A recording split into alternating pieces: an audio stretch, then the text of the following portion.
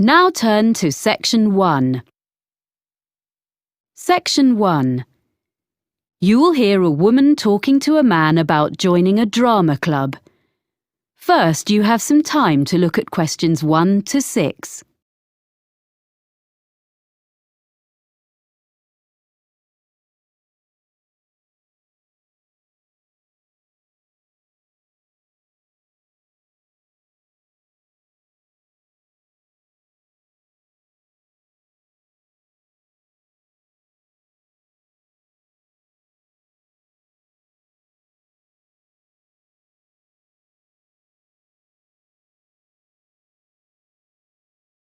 You will see that there is an example that has been done for you. On this occasion only, the conversation relating to this will be played first. Hello, Robert Gladwell speaking. Oh, hi. My name's Chloe Martin. I was given your name and phone number by Ben Winters. I work with him and he said you're a member of Midbury Drama Club. Yes, I am. Well, I've just moved to the area and I'm keen to join a drama club. Great. Yes, I can give you some information. We're one of the oldest drama clubs in the area, as the club started in 1957. We now have about 60 members. Our youngest member is 10, and our oldest member is 78. The year the drama club started was 1957, so 1957 has been written in the space. Now we shall begin. You should answer the questions as you listen, because you will not hear the recording a second time. Listen carefully and answer questions 1 to 6. Hello, Robert Gladwell speaking. Oh, hi. My name's Chloe Martin. I was given your name and phone number by Ben Winters. I work with him and he said you're a member of Midbury Drama Club. Yes, I am. Well, I've just moved to the area and I'm keen to join a drama club. Great. Yes, I can give you some information. We're one of the oldest drama clubs in the area, as the club started in 1957. We now have about 60 members. Our youngest member is 10, and our oldest member is 78. Oh, I think I saw a picture in the newspaper the other day of some of your members being presented with a prize. Yes, the youth section did very well in a competition and won £100, which will help with their next production. Anyway, tell me a bit more about yourself. Well, I've done a bit of acting. I was in a couple of musicals when I was at university and a historical play more recently. We mainly do comedy plays. We get good audiences for that kind of thing. We haven't attempted a musical yet, but we might do one soon. Oh, when do you usually meet? On Tuesdays. Well, presumably I'll need to do an audition. Yes, there were a few auditions last Tuesday, and we'll be doing more at our next meeting, which is in 2 weeks' time. That's on Tuesday the 12th of March. There'll be another opportunity 2 weeks after that, which will be on the 26th of March. Oh, well, I can come to your next meeting, and if I don't get an acting part in a play, I'd be happy to help with something else. I've designed publicity before. Great. We're very short of people who can do that, so that would be really good. There are a lot of people who like making scenery, so we get plenty of help with that, but we haven't got enough people to do the lights at the moment. So, if you think you can do that, or you have any friends who would like to, do bring them along. We can show you what to do if you haven't got any experience. I'll have to think about it. So, do you meet in the theatre? We do our performances in the Manor Theatre, but we only hire that for the nights of the actual performances. We meet to rehearse every Tuesday evening in the community hall. We rent a room there. Oh, I'm not sure where that is. I'll be coming by car because I don't live in the town centre. It's in Ashburton Road. As you're coming towards the centre, down Regent Street, you need to turn left at the crossroads. Oh, I know. There's a big car park down there, just before you get to a hotel. It's on the other side of the road from the sports centre. That's it. That's the closest place to leave your car, and you don't have to pay in the evening to park there. We meet at 7:30, and we usually finish by 9:30 or 10. OK. Before you hear the rest of the conversation, you have some time to look at questions 7 to 10.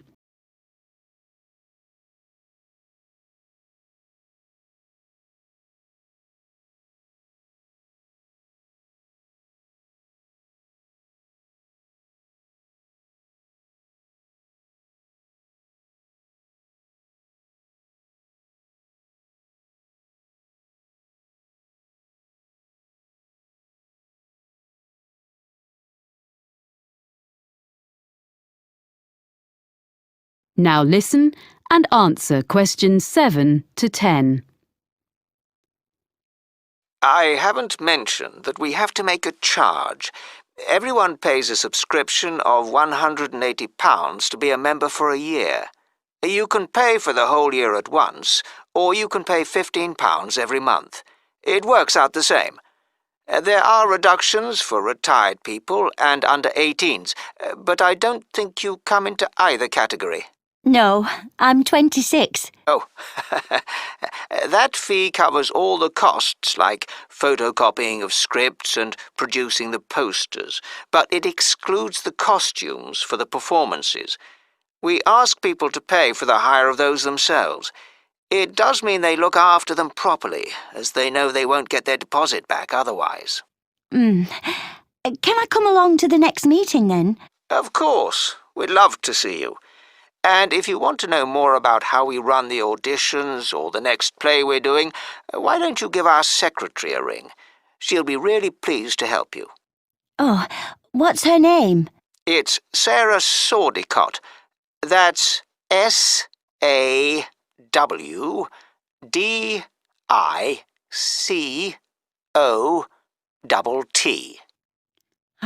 Got that.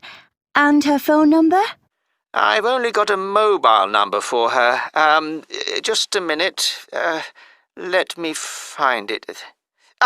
Yes, it's 07955 240063. Great. Thanks for your help. That is the end of section 1. You now have half a minute to check your answers.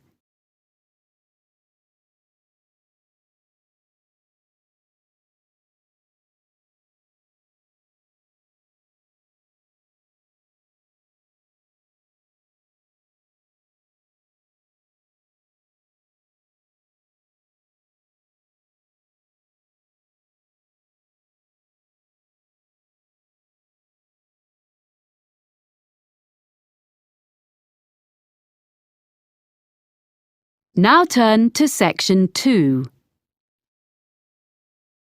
Section 2.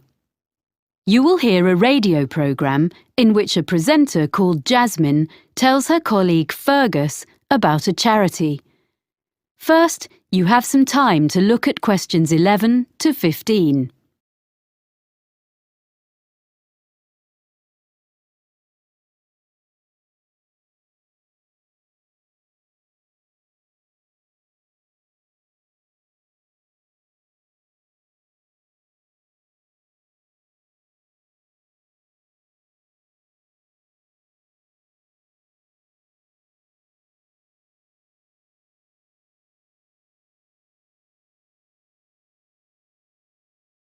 Now listen carefully and answer questions 11 to 15.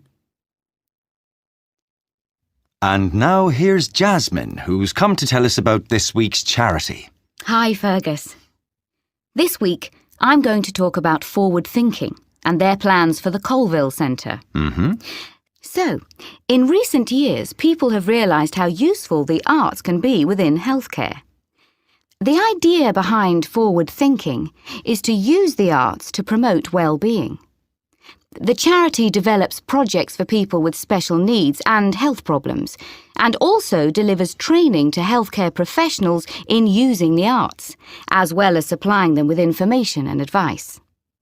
Forward Thinking doesn't just run art and craft classes to distract people who are ill, or recovering from illness, but arranges longer-term projects and courses, as it's been shown that the arts can bring all sorts of positive changes in patients, including benefits such as shortening the length of stay in hospital and reducing the amounts of medicine they need. I see. Forward Thinking has experience of working with a broad range of people, from young adults with learning difficulties to older people in homes or daycare centres and people with physical disabilities. The organisation's been around since 1986, and it gradually expanded during the 1990s. Then, in the new millennium, it was decided to find a memorable name. So it's been operating as Forward Thinking for several years, in fact since 2005. It's quite a locally based charity, mainly for people in the southern part of this region, which includes all rural and urban communities outside the city of Clifton, which has its own organisation. There are, of course, some similar charities in other parts of the country, in London and so on. And what's the present fundraising in aid of? Yeah, well, the charity needs funding in order to buy the Colville Centre. This is a former village school, which was built in 1868. It was modernised and refurbished by the present owners last year, so it's ideal for art classes and for small social events, performances, seminars and so on. Forward Thinking is fundraising to purchase the building so they can use it to continue running classes and so on for the general public, and eventually also for some of the people they help. Before you hear the rest of the talk, you have some time to look at questions 16 to 20.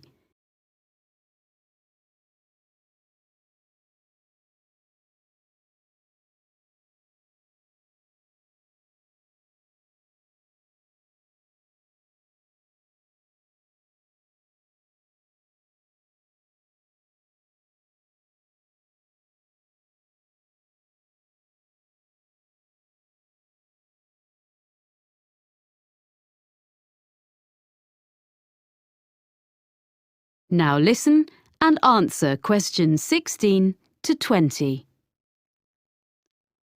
Right. So, can you give us a few ideas about what classes people might do there?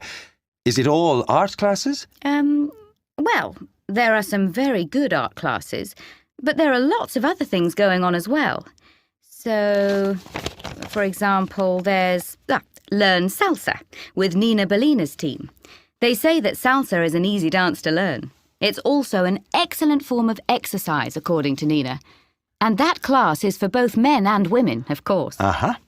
It's ideal for beginners and what they call refreshers. That's £100 for 10 sessions. Then, another class is called Smooth Movers. It's with Kevin Bennett. And it's for you if you don't have the same energy levels as you used to when you were a teenager. It's a gentle exercise class, geared to the needs of whoever is in the group in a particular session. And Kevin is qualified to teach classes to people getting over injuries and so on, and balance training. That's £60 for 10 sessions. Then there's a day called Art of the Forest with Jamie Graham, where you discover Upper Wood, a short walk from the Colville Centre, and learn how to design in 3D with natural materials. It's an unusual and exciting way to be creative. Jamie is an artist, with a background also as a country park ranger. Oh. For this day, youngsters must be accompanied by a parent or guardian, and the costs are adults, £40, under 14s, £10. But it's best value at £80 for a family of 4. The next one is The Money Maze, and this is a series of talks by Peter O'Reilly, an independent financial advisor. He gives advice on family finances, things like everything parents need to know about managing the costs of bringing up children, sending them to university, and actually Also about care for elderly relatives. It's £10 per talk, which will all go to support forward thinking. And as a final example of what's on offer, there's Make a Play. That's for 8 to 14s. And this activity is such a hit that it usually sells out within days of being announced. Basically, what you do is write, rehearse, and perform a play in just 2 days. And it doesn't require any previous experience. I gather there's lots of fun and silliness along the way. And the best bit, perhaps, is that there's a performance for family and friends at the end. Aha! It's just £50 for 2 days. Pretty good range of activities, I think. And all raising money for a good cause. Yes. And the all-important contact details are colville@forwardthinking.org.uk or write to me. That is the end of section 2. You now have half a minute to check your answers.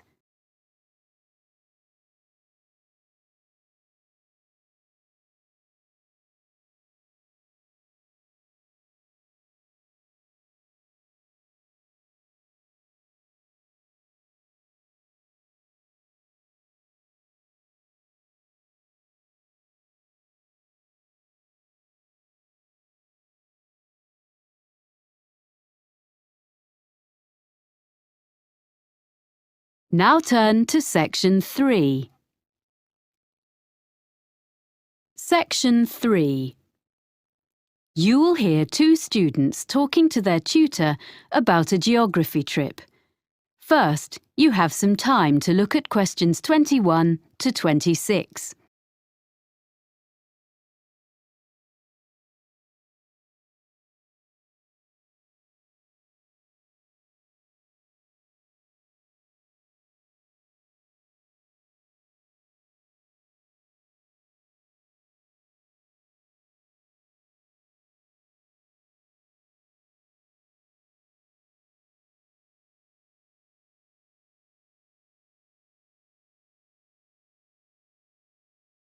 Now listen carefully and answer questions 21 to 26.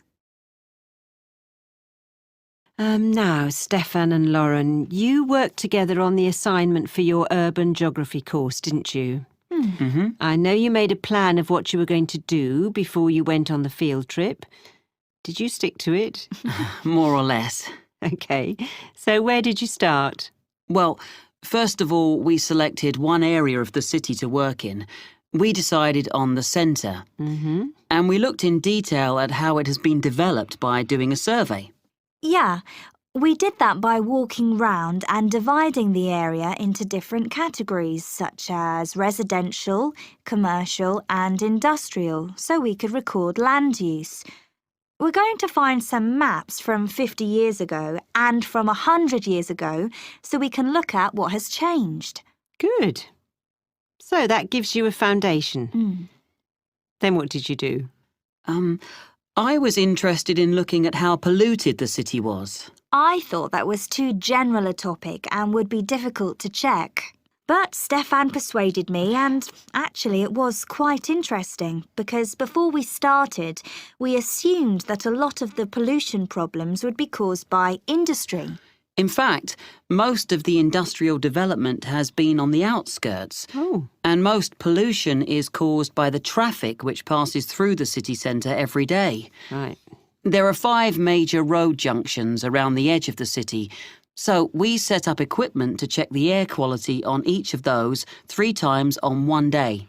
In the morning and evening, which is when most journeys are made in and out of the city, and at 2:30 in the afternoon. On the same day, we went to the 2 busiest junctions in the morning and evening to calculate the traffic flow into the city. Right. We'll be able to produce some graphs from the figures we collected. Yeah. Presumably you then looked at where all these cars ended up. I thought we should look at why people were coming into the city, whether it was for employment or education or leisure activities. But Stefan thought that would be too difficult. Because most people were in cars, it would be hard to ask them. Yeah. So we decided to spend an afternoon examining the parking facilities available instead. We established the capacity of each car park, and we spent an afternoon counting cars in and out, so we have an idea of how long people spend in the city centre. So, do you have evidence that most journeys are made by car within the city centre? We checked local government statistics to see if that was true, but they were inconclusive.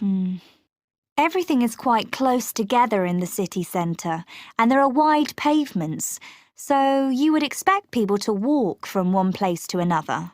So we chose a number of locations and we noted how many pedestrians passed a particular spot. How did you choose where to do that? Oh, we stood at 2 places in the business district. One in the shopping area, and the other was in an area where there are more tourists. Right. I thought it was really important to talk to people, so we carried out a survey on how people usually travelled into the city. We asked them about their usual means of transport. We found out that it varied according to why people were travelling. If they were employed in the city, they wanted to get there quickly, but if they were coming in for their leisure time, they didn't mind using the bus. That's all we had time for while we were there.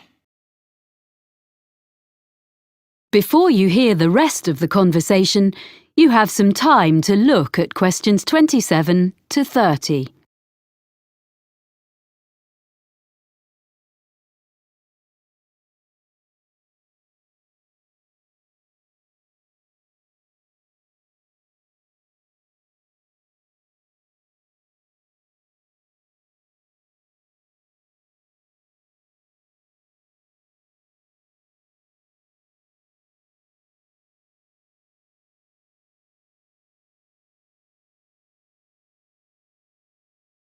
Now listen and answer questions 27 to 30. OK. So, shall we talk about what you're going to do next and how you're going to divide the tasks up? How are you going to present the data you've got? Well, some of the information can be presented as graphs or maps. I'm quite good at the software. You'd better do that then, Lauren. I'll help you check all the statistics before you start. OK. It's good to present as much as you can visually. Is there anything else you can use as visuals? We've got a lot of photographs which we can go through. We both took them, so some will be duplicated. It's going to take ages to go through them all. Maybe one of us should just choose some. Well, it's better if you collaborate. That way you'll end up with the best of what you've got. That's fine. We'll do that. And when the graphs and maps are done, you'll need to write a report, an analysis of the data. Will you do that together? I think that should be my responsibility if we're going to share the work out evenly. I can use some of Lauren's notes as well as my own. OK. And finally, you'll be presenting your project to the rest of the group in a couple of weeks' time. We thought it'd be better for Stefan to do that, as he's got more experience at that kind of thing. I would prefer to have input from both of you, as I have to do an assessment. We'll take turns then. We'll divide it into sections and talk about a few things each. Good. You'll find it easier, Lauren, than doing a presentation on your own. Well, if you need to ask me any more questions while you're working on this, email me. I look forward to seeing what you produce. Thanks. That is the end of section 3. You now have half a minute to check your answers.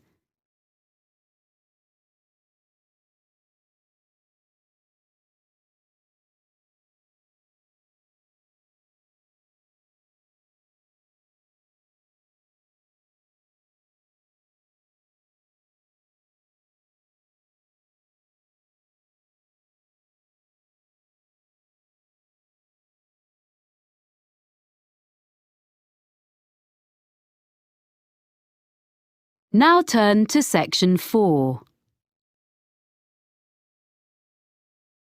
Section 4. You will hear a lecturer giving the beginning of a talk on the history of British pottery. First, you have some time to look at questions 31 to 40.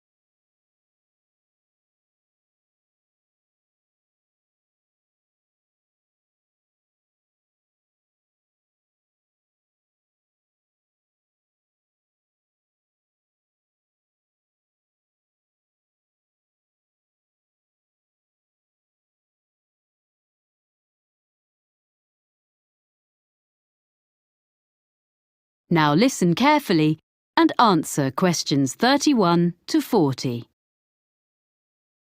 Thank you for coming to this series of talks. Before I talk in detail about the experiments and innovations of the British ceramicists, I'd like to give you a summary of the social and manufacturing background in which they lived and worked. So, we're talking about England, or more specifically, the region known as the Midlands. And we need to go back mainly to the 18th century and briefly even earlier to put it in a global context. Now, at that period, the majority of the population, whatever their station in life, as you might say, were dependent for their living, in one way or another, not on the geographical location of where they lived, but on the physical characteristics of the actual land they lived on. This is true whether we're talking about the aristocracy, the owners of great estates who incidentally had no snobbery about the concept of making money from all the reserves of coal or timber or stone on their rolling acres, or the farmers making a fat living from the rich soils. And besides these groups, and the less affluent ones, the deposits of iron ore and lead, the limestone and flint, and the brown and yellow clays also sustained the numerous industries in the area. It's important to recognise that it was already an industrial region and had been so for centuries. There were many Midland trades, some of them indigenous, some of them not. For example, there were immigrants from France who came as early as the late 16th century, and they were producers of glass. A century later, there is plenty of evidence that the variety of trades was enormous. There was brewing in Burton-on-Trent, silk weaving and ribbon making near Coventry, framework knitting around Nottingham, and of course in Cheshire men dug the salt, as we still do nowadays even, which in that era was sent downriver to the estuary of the Mersey. Now, among these well-established trades, one of the oldest of the local crafts was pottery. As you will probably be aware, ceramics has always been a mix of science, design and skill. And a good potter is, in a sense, an experimental chemist, trying out new mixes and glazes and needing to be alert to the impact of changes of temperature on different types of clay. For 200 years, up to the time we are concerned with, potters had been making butter pots and pitchers and patterned plates, using the clay which was plentiful in the area where they lived, in a handful of North Staffordshire villages dotted along the low hills.